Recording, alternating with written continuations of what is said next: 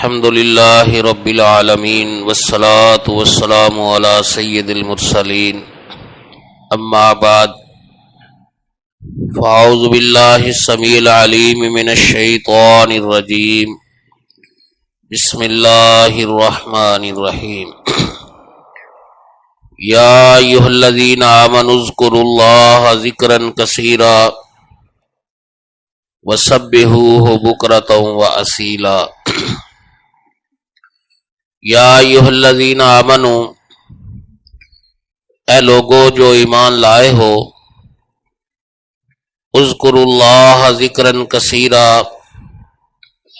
اللہ پاک کا بہت زیادہ ذکر کیا کرو، وسبحوہ بکرۃ واصیلا، اور صبح و شام اللہ کریم کی تسبیحات اور پاکیزگی کو بیان کیا کرو۔ ہر قسم کی حمد و ثنا اللہ وحدہ لا شریک کے لیے ہی خاص ہے کہ جو خالق و مالک، ساری کائنات کا مشکل کشا اور حاجت روا ہے۔ درود و سلام امام الانبیاء سید الرسل سید کل کائنات جناب محمد الرسول اللہ صلی اللہ تعالی علیہ وآلہ وصحبہ وسلم کی ذات اقدس کے لیے، جو پیغمبر رحمت علیہ الصلاۃ والسلام ساری کائنات کے لوگوں کے لیے رہبر اور رہنما ہے۔ جس طرح اللہ وحدہ لا شریک کے علاوہ کسی دوسرے کی عبادت کرنا حرام ہے، بین ہی امام الانبیاء حضرت محمد الرسول اللہ صلی اللہ تعالی علیہ وآلہ وصحبہ وسلم کی ذات اقدس کے علاوہ مخلوق میں سے کسی دوسرے کی غیر مشروط طور پر اطاعت اور فرما برداری کرنا بھی حرام۔ مختصر حمد و صلوات کے بعد اللہ تعالیٰ نے ہر انسان کو صرف اس لیے پیدا کیا ہے کہ یہ انسان اللہ تعالیٰ کی عبادت کرے۔ اللہ تعالیٰ فرماتے ہیں وَمَا خَلَقْتُ الْجِنَّ وَالْإِنسَ إِلَّا لِيَعْبُدُونَ، کہ انسان کی اور جنات کی تخلیق اور پیدائش کا مقصد صرف یہ ہے کہ اللہ کی عبادت کرے۔ پھر اس عبادت کے طریقے بھی اللہ وحدہ لا شریک نے خود ہی مقرر فرما دیے۔ یہ جو ابھی ہم نے نماز پڑھی ہے، اللہ تعالیٰ سے دعا ہے اللہ وحدہ لا شریک اس نماز کو اپنی بارگاہ میں قبول فرمائے اور ہمارے لیے ذریعہ نجات بنا دے۔ یہ نماز پڑھنا بھی عبادت کا ایک طریقہ ہے، روزہ رکھنا بھی عبادت کا ایک طریقہ ہے، حج اور عمرہ ادا کرنا، زکوٰۃ ادا کرنا، صدقہ خیرات کرنا، یہ عبادت کے طریقے ہیں اور اللہ وحدہ لا شریک نے خود ہی مقرر فرمائے۔ انسان کو پیدا کیا اپنی عبادت کے لیے اور عبادت کے طریقے خود بتائے۔ یہ عبادت کے جتنے بھی طریقے ہیں پھر ان کے ساتھ کچھ شرائط رکھ دیں، کچھ پابندیاں لگا دیں۔ اگر وہ عمل اس شرط اور پابندی کے ساتھ کیا جائے گا تو پھر عبادت بنتا ہے۔ مثلا یہ نماز ہے، اس کے ساتھ اللہ تعالیٰ نے یہ شرط اور پابندی رکھی ہے کہ سب سے پہلے تو نماز کا وقت ہونا چاہیے، وقت سے پہلے وہ نماز نہیں ہوتی۔ اور دوسرا، اس کے لیے آدمی کا باوضو ہونا چاہیے، یہ بھی شرط ہے، پابندی ہے، وضو کے بغیر بھی نماز نہیں ہوتی۔ پھر آدمی کا قبلہ رخ ہونا چاہیے، قبلہ رخ بھی ہو گیا۔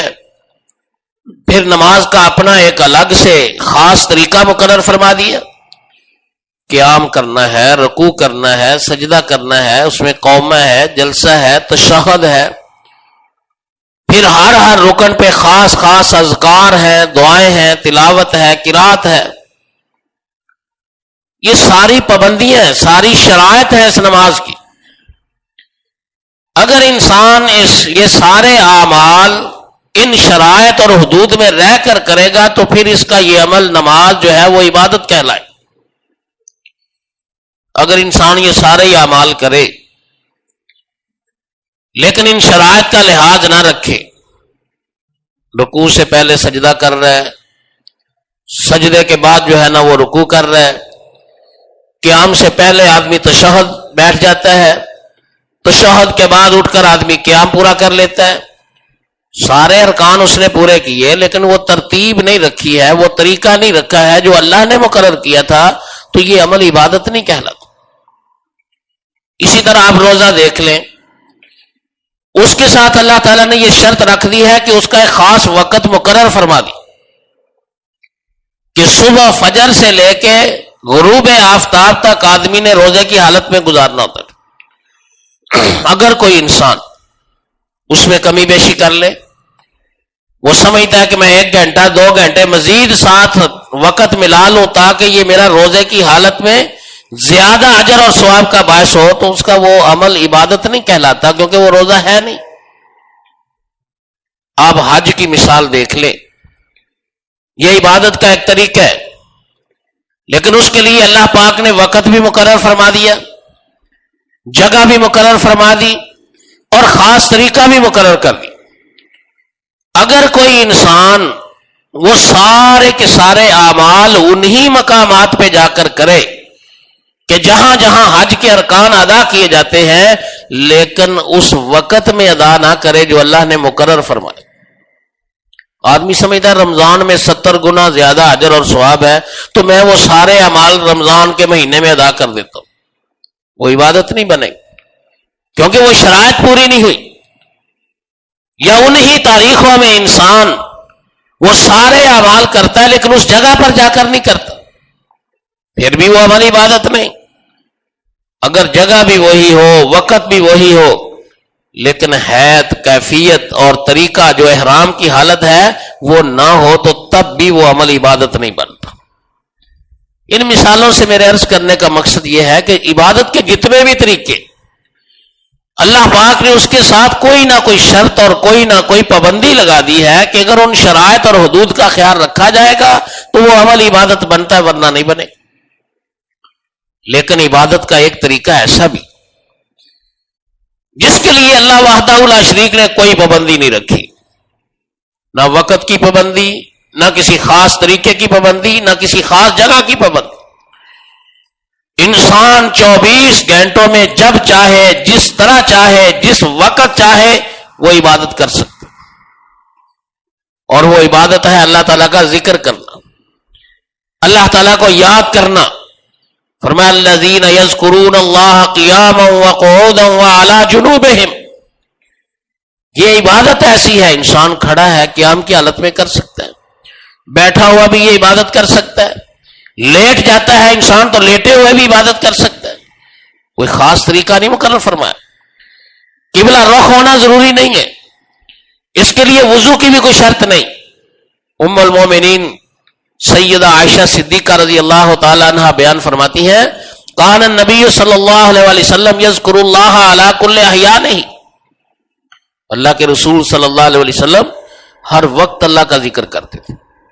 پیارے حبیب علیہ الصلوۃ والسلام کی زندگی مبارک کو دیکھیں تو سونے سے لے کر اٹھنے تک، پھر سارا دن، پھر بازار میں، کاروبار میں، لباس تبدیل کرنے، وہ کون سا عمل ہے کہ جس موقع پر اللہ کے رسول صلی اللہ علیہ وسلم نے کوئی نہ کوئی ذکر کے کلمات نہیں کہے، دعا نہیں کی.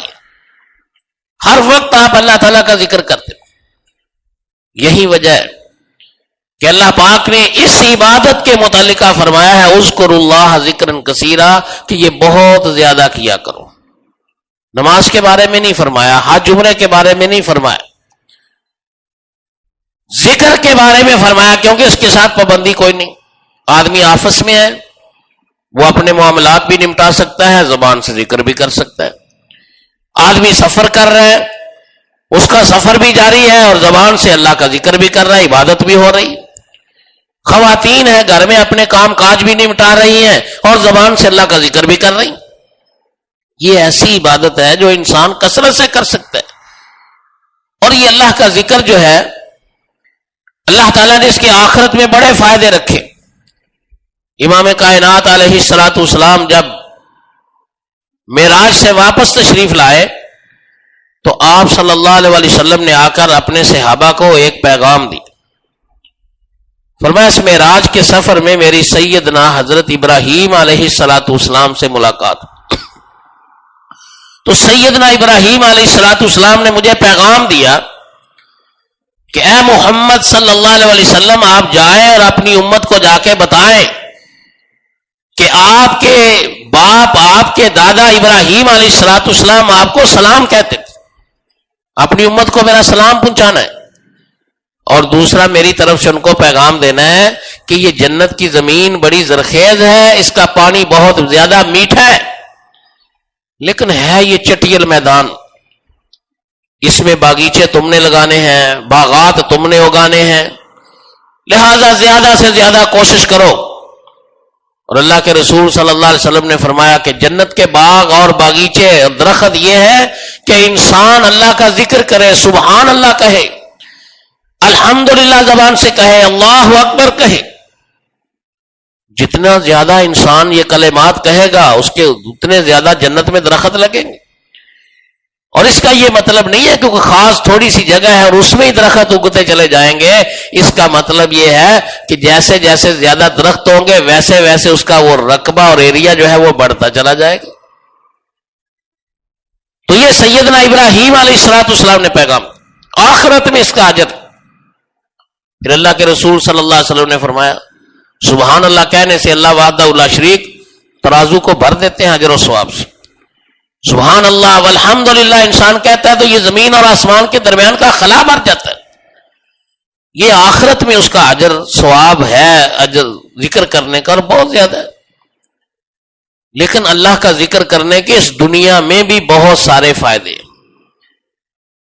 یہ مومن بندے کی عظمت ہے, شان ہے کہ یہ جو عمل کرتا ہے نا اللہ تعالیٰ اس کو دنیا میں بھی اس کا بدلہ عطا فرماتے ہیں اور آخرت کے لیے بھی اس کو ذخیرہ کر لیتے ہیں, محفوظ کر لیتے ہیں.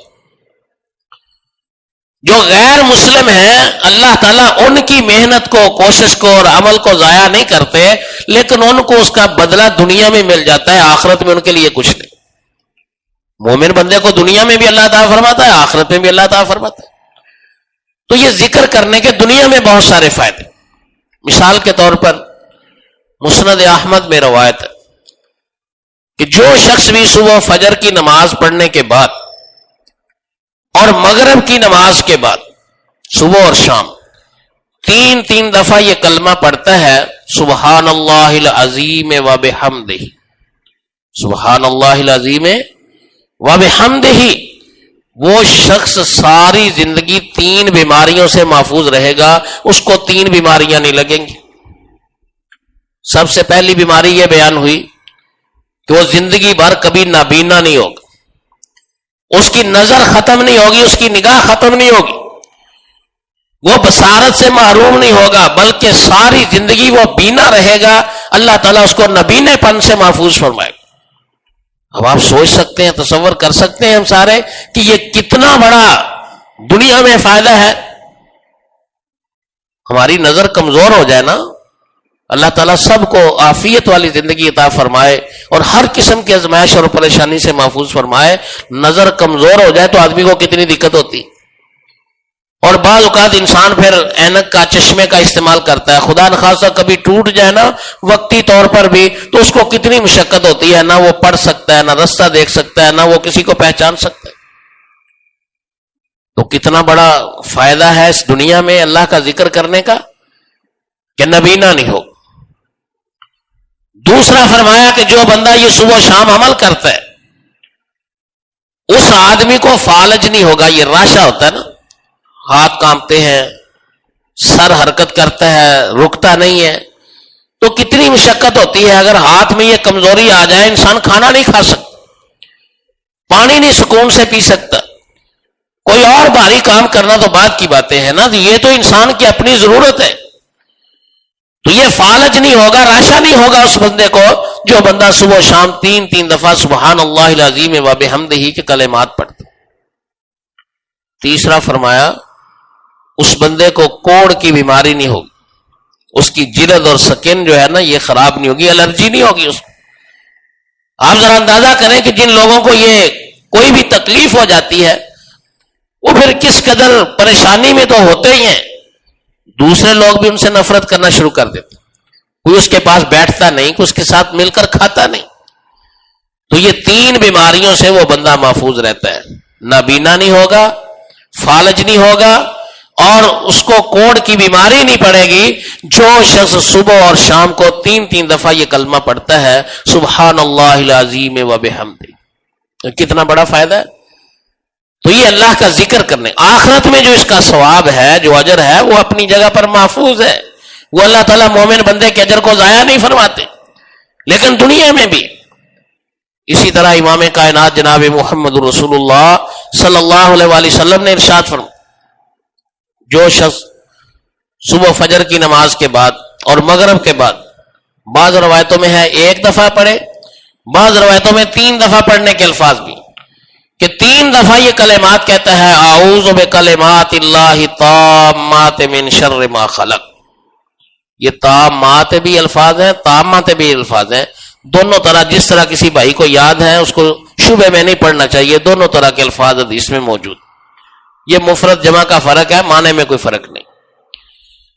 تو فرمایا جو بندہ صبح پڑھتا ہے شام تک اللہ تعالیٰ اس کو ہر موذی چیز سے محفوظ کر لیتا ہے۔ شام کو جو پڑھتا ہے صبح تک، اور موذی سے مراد ہر علاقے کے اپنے اپنے، ہر ماحول کی اپنی اپنی چیزیں۔ تو مقصد یہ ہے جو بھی پریشان کرنے والی انسان کو چیز ہے، تکلیف دینے والی ہے، اللہ تعالیٰ ہر اس چیز سے انسان کو محفوظ کر لیتا ہے۔ صبح پڑھے گا تو شام تک محفوظ ہے، شام کو پڑھے گا تو صبح تک محفوظ۔ پھر اسی طرح رسول پاک صلی اللہ علیہ وسلم نے فرمایا جو بندہ صبح اور شام 3 دفعہ یہ کلمہ پڑھتا ہے بسم اللہ الذی لا یضر مع اسمہ شیء فی الارض ولا فی السماء وہو السمیع العلیم، فرمایا صبح پڑھتا ہے شام تک ہر قسم کی اچانک مصیبت سے محفوظ ہو جاتا ہے، شام کو پڑھتا ہے تو صبح تک ہر قسم کی اچانک مصیبت سے محفوظ ہو جاتا ہے۔ اب ایک ہوتی ہے مصیبت انسان پر آ رہی، اب اس کو پتہ چل گیا وہ اس سے بچ سکے یا نہ بچ سکے، لیکن انسان اس سے بچنے کی کوشش کرتا، اپنی ساری طاقت اور قوت اور وسائل استعمال کرتا ہے کہ میں اس مصیبت سے بچوں۔ آپ اندازہ کر سکتے ہیں اگر کوئی ایسی مصیبت آ جائے کہ جس کا انسان کو خیال بھی نہیں ہے، تصور بھی نہیں، جیسے ہمارے ہاں زلزلہ آ جاتا ہے، سیلاب آ جاتا ہے، خدا نخواستہ، اس قسم کی کتنی مصیبتیں ہیں جو اچانک آتی، اور آج بھی آج کے دور میں یہ اچانک مصیبتیں کیا ہو سکتی، ہارٹ اٹیک ہو جاتا ہے، انسان کو کبھی پہلے تکلیف بھی نہیں ہوتی، کوئی اس کے آثار بھی نہیں ہوتے، اچانک آ گیا، شریان پھٹ جاتی ہے، روڈ پہ انسان جا رہا ہے، اچانک اس سے ایکسیڈنٹ ہو رہا ہے، حالانکہ یہ خود بالکل ٹھیک جا رہا ہے، لیکن کسی دوسرے کی غلطی سے اس پر بھی مصیبت آ جاتی۔ تو اس طرح سے یہ جتنی بھی اچانک مصیبتیں ہیں، اللہ کے رسول صلی اللہ علیہ وسلم نے زبان نبوت سے، وحی والی زبان سے یہ بات ارشاد فرمائی، صبح و شام یہ وظیفہ پڑھنے والا، یہ ذکر کرنے والا اچانک مصیبتوں سے محفوظ ہو جاتا۔ تو یہ چند ایک مثالیں میں نے عرض کی، صرف یہ بات عرض کرنے کے لیے کہ اللہ تعالیٰ کا ذکر کرنا یہ مومن بندے کے لیے آخرت میں تو فائدہ مند ہے ہی، اس کے دنیا میں بھی بہت سارے فائدے، کتنے ایسے اذکار ہیں، استغفار ہے، مال میں برکت ہے، زندگی میں برکت ہے، بے اولاد کو اللہ اولاد دے دیتا ہے، جس کے پاس اولاد ہے اللہ اس کی اولاد کو فرما بردار بنا دیتا ہے۔ یہ سارے ان اذکار کے فائدے ہیں جو مومن بندے کو دنیا میں بھی حاصل ہوتے ہیں۔ تو اس لیے مجھے بھی چاہیے، آپ سب بھائیوں کو بھی اس کی کوشش کرنی چاہیے کہ ہم یہ زیادہ سے زیادہ اللہ کا ذکر کرنے کی عادت بنائیں، زیادہ سے زیادہ اذکار جو ہے نا وہ کریں۔ یہ جو نماز کے بعد کے مسنون اذکار ہیں، کھانا کھانے سے پہلے ہیں، بعد کے ہیں، اسی طرح صبح و شام کے اذکار ہیں، ان کا تو اہتمام کرنا چاہیے۔ اس کے علاوہ بھی عام حالات میں چلتے پھرتے بھی آدمی کو اپنی زبان کو اللہ کے ذکر سے ترک کرنا چاہیے۔ بڑی بڑی دعائیں، بڑے بڑے وظائف ہم نہیں پڑھ سکتے، یاد نہیں کر سکتے، سبحان اللہ، الحمدللہ، اللہ اکبر، لا الہ الا اللہ، یہ تو وہ کلمات ہیں جو آسان بھی ہیں، عام بھی ہیں، ہر عمر کے آدمی کی زبان پر یہ جاری بھی ہو سکتے ہیں۔ ان کا اہتمام کرنا چاہیے۔ اللہ تعالیٰ سے دعا ہے اللہ وحدہ لا شریک مجھے بھی توفیق عطا فرمائے، آپ سب بھائیوں کو بھی اللہ تعالیٰ توفیق دے۔